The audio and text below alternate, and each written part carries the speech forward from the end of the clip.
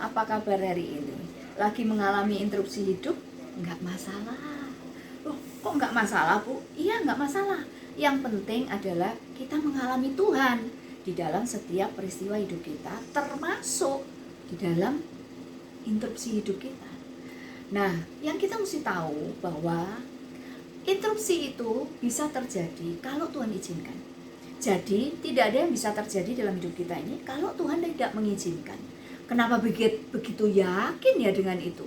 Karena kita ini umat tebusan Kristus. Kita ini umat tebusan yang diperhatikan Tuhan. Yang untuk kita dia sudah lahir, mati dan bangkit bagi kita. Jadi kita ada di dalam perlindungannya. Kita ada di dalam otoritas sepenuhnya.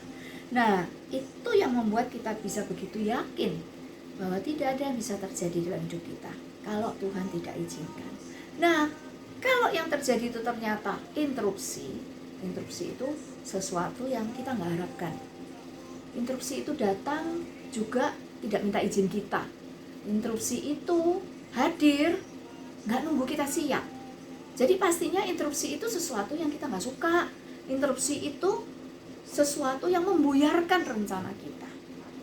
Tapi firman Tuhan boleh meneguhkan kita hari ini. Apapun interupsi yang kita sedang hadapi, coba kita mau simak firman Tuhan yang satu ini ya. Yesaya 55 ayat yang ke-8 dan ayat yang ke-9. Demikian bunyi firman Tuhan. Sebab rancanganku bukanlah rancanganmu, dan jalanmu bukanlah jalanku. Demikianlah firman Tuhan. Seperti tingginya langit dari bumi, demikianlah tingginya jalanku dari jalanmu, dan rancanganku dari rancanganmu.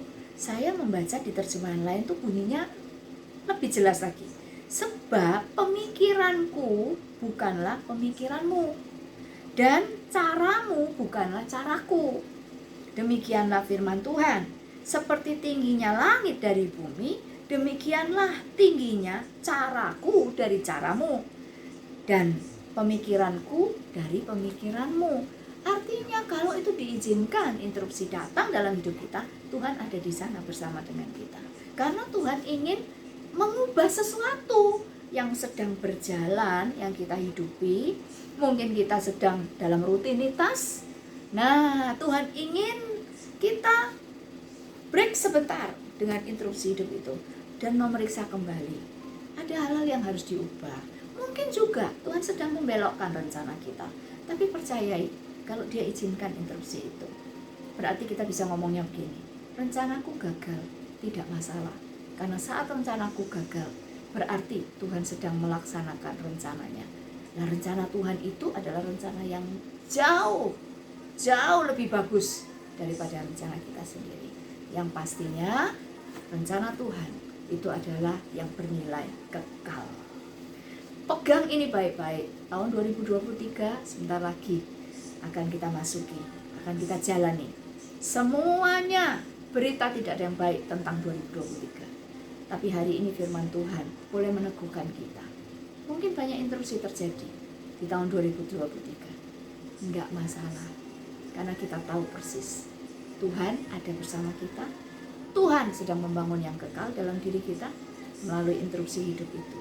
Dan pastinya di dalam tiap peristiwa hidup kita di tahun 2023 kita mengalami Tuhan lebih lagi. Selamat menyongsong tahun yang baru. Merry Christmas juga. Natal menjadi satu kekuatan buat kita.